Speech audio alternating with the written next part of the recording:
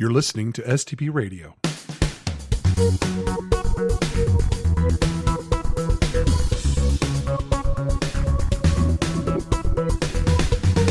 Welcome back to STP Radio. I am your host, Mike Lyles, and I'm excited to conduct another interview with one of our upcoming speakers at our Spring 2017 STPCon conference. In case you've not signed up yet, STPCon is going to be in Phoenix, Arizona from March the 14th through the 17th. And if you reach out to me, I can share a discount code for your registration. Be sure to check out stpcon.com where you can learn more about the conference, the speakers, our special events, and our conference pricing. And you can also follow us on Twitter and Instagram. Look for @SoftwareTestPro on both of those social networks. So let's meet our guest for today. Today we have Christin Wiedemann.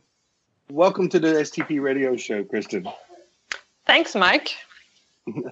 So I want to tell the folks a little bit about you. Christin has a PhD in physics. She sees software testing as a problem-solving and detective work with strong parallels to science.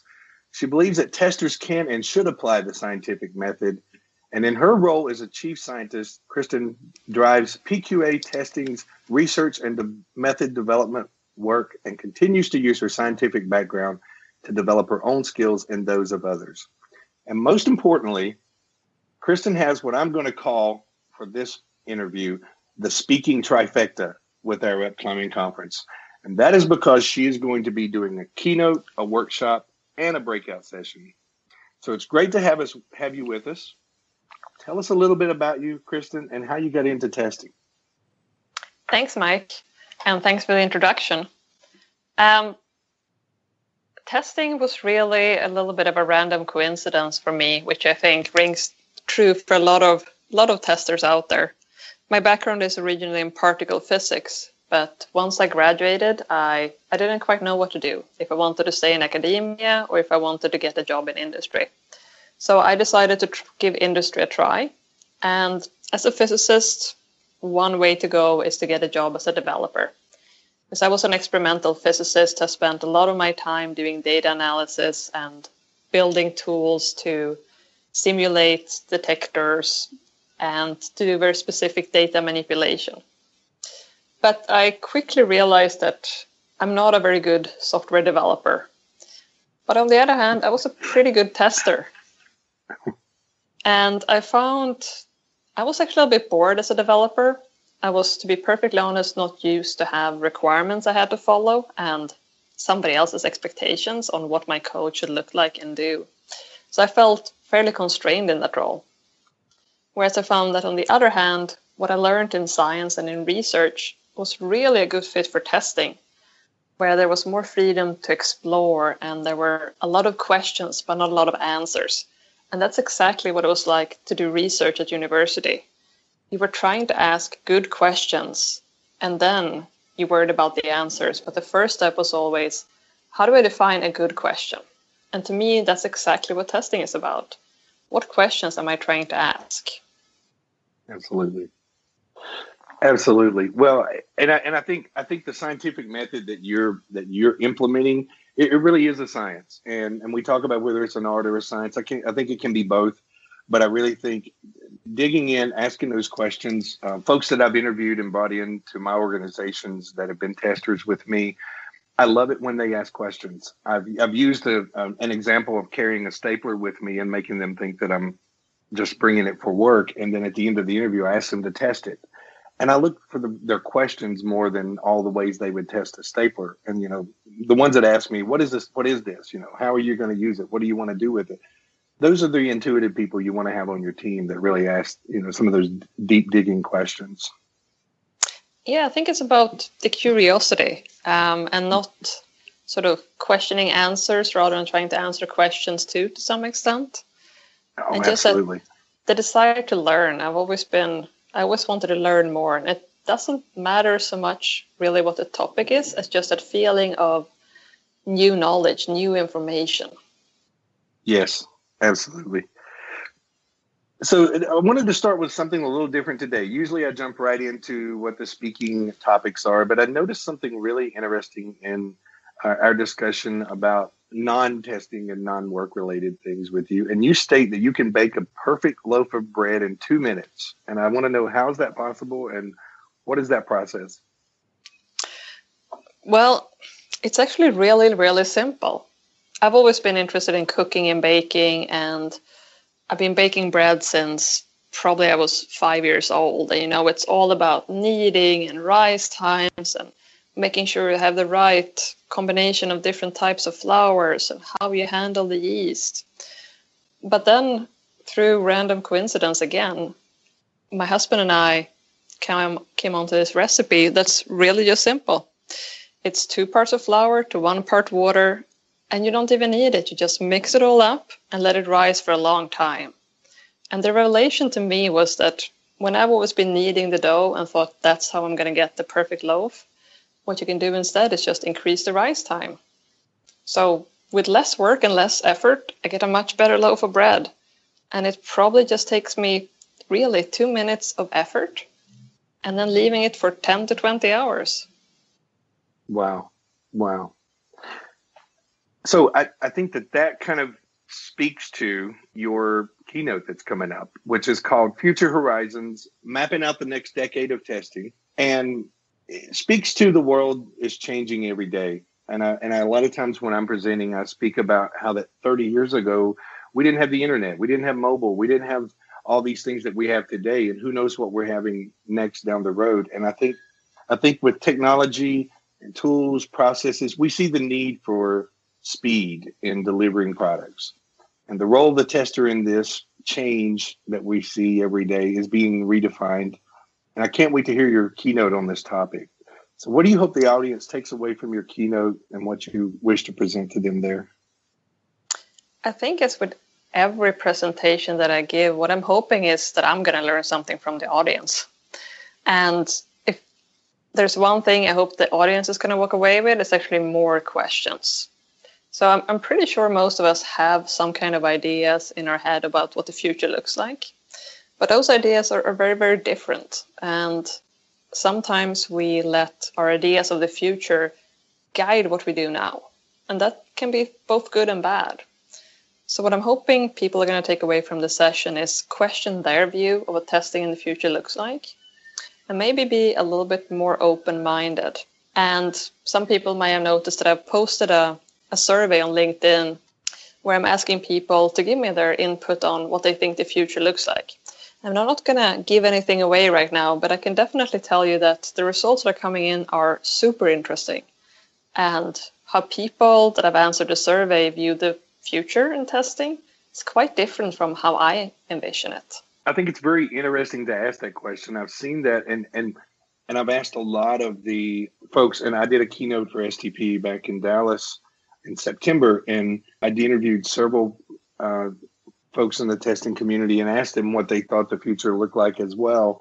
And I think it's really interesting to hear the diversity there and what people are saying and what they think is going to happen and what their goals are and what their fears are and what they think they're going to have to do. So I think it's going to be a very interesting keynote.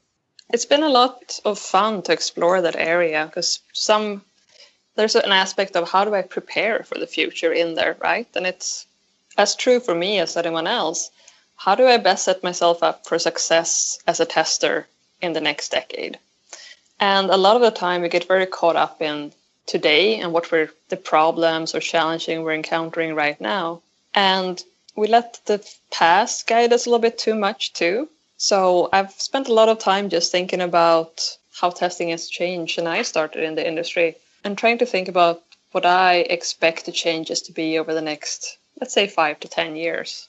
Well, I've learned also a very important fact about you, and that is that you have juggled at the South Pole in Antarctica. And I don't even know what would take a person to the South Pole, but I also don't know what would take you there and you would be juggling. Very interesting in hearing this story about this expedition and why you were there and how this came across. So part of my research work was to look for high energy neutrinos, so very small, very light elementary particles that come from outer space. And the best way to capture them is to have a very large volume of something that's transparent. And that kind of gives you two cheap options, water or ice. So the experiment I worked on consisted of a detector that's actually buried in the ice in Antarctica at South Pole. So I went down to South Pole to work on the detector electronics. And you always need to have fun too. I think it's very important to have fun while you're working. And I like to juggle, so me and my colleagues, we brought juggling balls. And if you have a once-in-a-lifetime opportunity at juggling at South Pole, wouldn't you take that too, Mike? Absolutely.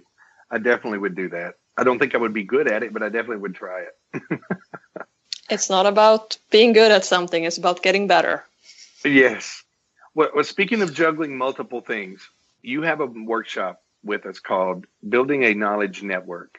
And there used to be an old quote that says, knowledge is power. And there is still some truth to that statement. However, through the years, I've heard a lot of folks and a leadership expert a year or so say that knowledge is not power as much as execution of that knowledge is power.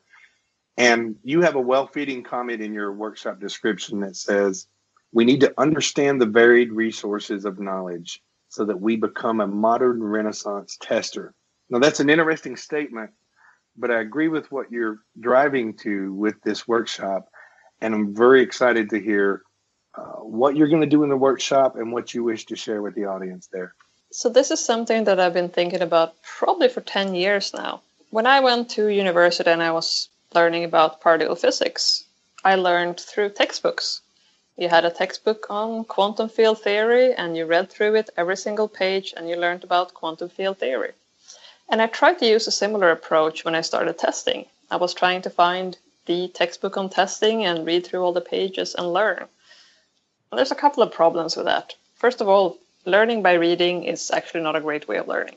But there's too much happening in the industry. There isn't one book that's going to teach you about technology and test approaches and development methodologies. So my very traditional approach to learning just didn't fit anymore. And over the years, I really expanded my sources for information and knowledge. I think when it really changed for me, or when I really started thinking about it differently, was when I started listening to podcasts, funnily enough. And I realized there was this beautiful world of information that I could digest while I was doing something else. And I could go outside of the topic of testing too. And every podcast I listened to, I learned something.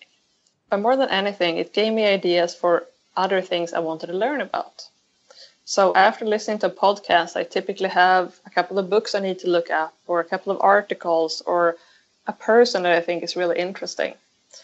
And I started visualizing this in my head as each little piece of information is a little colorful dot somewhere.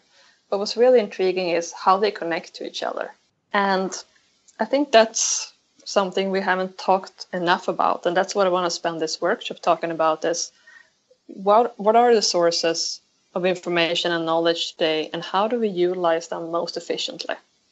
Because you can't learn everything about everything anymore. It's not possible.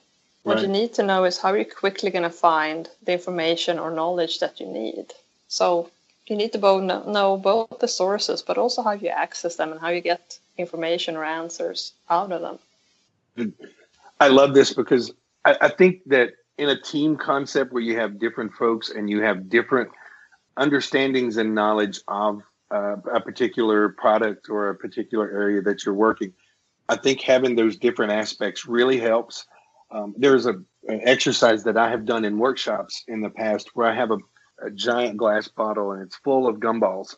And I ask everyone to tell me that will volunteer to do it, and 20 or 30 people will do it, is to give me their count of what their guess is the number of balls in the bottle. And you'll get ranges from, 100 or 500 to 1,000. And it never fails that when I average all the numbers, it always comes within 50 or 100 of the actual number that's in the bottle. And the moral there is everybody estimates a different way. Everybody thinks a different way. So if you've got someone that might, think of things a little bit on the lighter side, and somebody might overdo it on the other side, but they average out because none of us is as good as all of us. And I think that knowledge in a working environment where you've got one person that does this way and thinks down this path, and the other person says, I didn't even think about that. Or you start sharing the knowledge of the system where this person has that experience, but can share it with somebody else, and then everybody learns it. I think it's extraordinary, and I think it plays to the fact of, you get a lot of organizations using consulting today, and they say, if my consultants leave, then there goes my knowledge. And I'm assuming that your presentation here is going to help people figure out how to handle that situation as well. Yeah, and I think that's a very important point. I think the fear of losing knowledge within organizations is bigger now than ever. And I think the fallacy there is that we shouldn't worry so much about losing the knowledge. The knowledge is still there. We should make sure we have a way to still access it. Yes, very true. And I think that's actually more important. True. Well, another important thing I learned about you is that you're certified to work professionally with chainsaws in Sweden. Now, I'm not sure how one would go about certification on chainsaws, but would be very interested in knowing more about this story. Well, my dad actually owns a small farm. It's a tree farm. And I figured as he's getting older, at one point or another, I'm probably going to have to help him. And I've used chainsaws before, but it seemed like a good idea to learn how to use them safely. And in Sweden, there's a 5-day certification that ends with a formal test where you have to precision cut down a tree. And you have about a target that you have to hit with about a 1-foot margin of error. And it's a slightly different type of certification than maybe the ones we have in testing.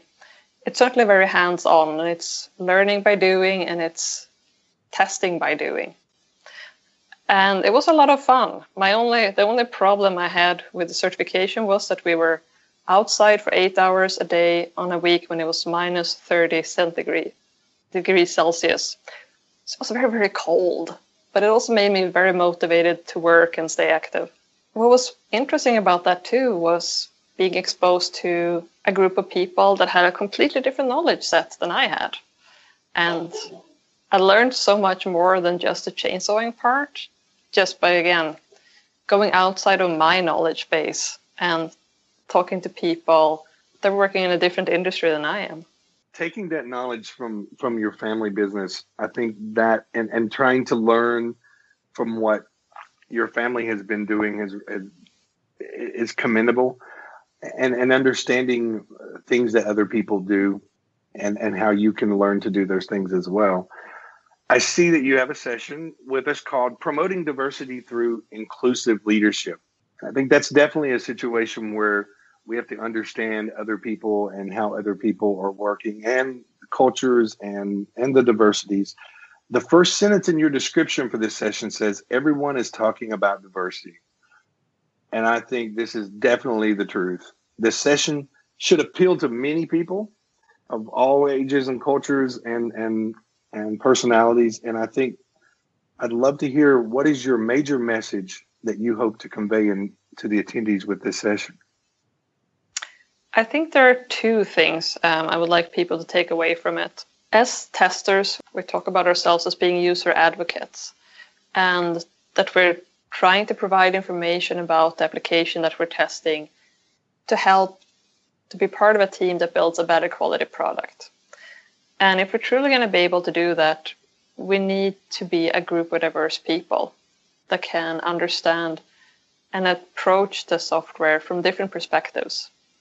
So part of it is talking about why is it important that testers have different backgrounds, and that we encourage and embrace differences and make sure we don't try to create a group of testers that are all the same and think the same, and that we need to question each other and, again, encourage differences and let them sometimes get bigger rather than smaller.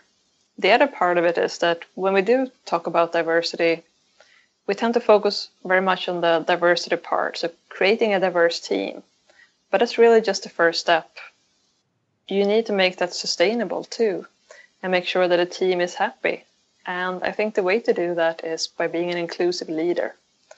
And you don't have to be a formal leader, so a team lead or a manager. It's taking responsibility for your own actions, of course, in that environment, and how we as individuals can be inclusive leaders. I like that a lot. And I think it's really the inclusive leader. Doesn't matter if it's in testing or it's in leadership or whatever the role or the organization is. I think being that leader, even moving into like a servant leadership role, I think being able to support your team and let them know that you're trying to understand everybody's point of view and their value to the team. I agree with you completely. That inclusive leadership will change an entire team. And I think folks are really going to love your session at the conference on this topic. Well, if we agree that testing is about asking questions, then we probably also agree that we need to ask a lot of different questions. Yes. And that means we need to be a group of different people. My most enjoyable moments on a testing team, working with the organization, several that I've worked with through the years now, is when I have someone ask that question, what if I do this? And I say to myself, I wish I'd have been the one to ask that question. Why didn't I think of that? It was so simple. And then I always strive to be that one that asked that one question to the group. Look what I just did. Why did that work that way? And you hear people, like, I wanted to be the one. And I think you get a team it's not necessarily competitive, but it's you challenge that team to look for ways to show that they're different and they're not just going through the step-by-step testing process that everybody else is doing. How can I be different and be innovative? So I think it's going to be exciting. I'm definitely looking forward to it. So I'm sure you've seen the awesome program lineup we've got. And as you look over the keynotes, the sessions, the workshops, what are some of the things that you see out there that are interesting you, and what things you hope to take away from them? Well, it's always hard at STPCon since you have to pick the sessions and you can't go to everything. But I like getting surprised. To me, conferences are about getting new impressions and new ideas, and not go to sessions that talk about things that I maybe already know, or they're just going to confirm sort of opinions I already have. So I've been looking at the STPCon program as it's been uploaded, and there's a lot of interesting topics, but I have a couple of favorites already. I tend to make last-minute changes too, but one of the sessions I'm most excited about is actually Maria's sessions on asking questions. Based on what we talked about so far, that's maybe an obvious one. Because that's what testing is to me. It's about asking questions. But you also have to ask good questions and the right questions. And that's what Maria is going to talk about in her session. And I really look forward to getting some new ideas on how to come up with good questions, but also how to phrase them and how to ask them. And I've watched Maria speak before, and she's really a great engaging speaker. And you always feel energized when you leave one of her sessions. That's a great selection. Maria, I think this is her first time at STPCon, if I recall.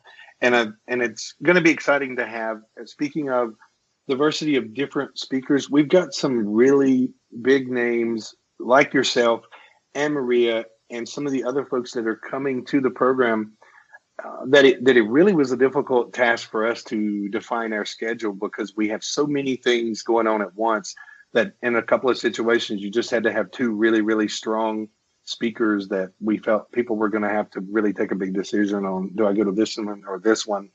I think it's a good problem to have, but we're getting more and more speakers from all over the planet that want to be part of this program, and it just continues to grow.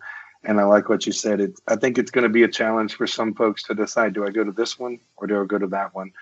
And with our workshops, a lot of our workshop speakers, we have them speak in a workshop in a session. So maybe if you miss someone you really want to hear workshop, you can see their session and swap that with someone else that you might have wanted to see during their spot. So we're looking forward to the program. I really think it's going to be a lot of fun. Well, and what I tend to do if I can't go to a session or really wanted to attend is, of course, go talk to the speaker in the breaks or in the networking sessions, because there's always enough time at STPCon to catch up over a drink later or over breakfast. So if you can't go to a session, try to find the speaker afterwards or before. That's very true. And the thing I love about conferences that I've attended, but more STPCon, I think with our social events we have the speakers meet and greet. on the night before the conference starts on Wednesday night. And then on Thursday night, we have the sponsor event. And so it's a lot of opportunity to meet the speakers one-on-one, a lot of opportunity to meet the sponsors and the other attendees. So we do give a lot of opportunities for folks to meet and to sit down and talk. And what I've found is most of the speakers that I've met, all the ones that have come to STPCon, are very interested in talking to other people and hearing what their questions are, getting to know them. We've seen a lot of connections made at STPCon, and we're looking forward to having you there with your 3 presentations and to be there to talk to the crowd as well. I'm sure folks will be interested in meeting you. Oh, I love talking about testing in any context. So absolutely, anyone that's at the conference, please look me up and have a chat. Well, Christin, thank you so much for your time today. We are really looking forward to seeing you in Phoenix and hearing your presentations. I think it's going to be one of the best that we've ever had. And thank you so much for being with us today. It was great, Mike. I really appreciate getting a chance to talk to you about the conference, and I'm definitely very excited about the program. Well, thank you so much. This concludes our next episode of STP Radio. Thanks to everybody for listening. Stay tuned for more episodes. We have several speakers coming soon in the next week and a half to 2 weeks. If you haven't signed up yet for our conference, get out there and register. And we look forward to seeing everyone in Phoenix in March. Thank you. Thanks for listening to this episode of STP Radio, and stay tuned for more episodes. Learn more about the conference being held in Phoenix, Arizona, March 14th through 17th by visiting stpcon.com.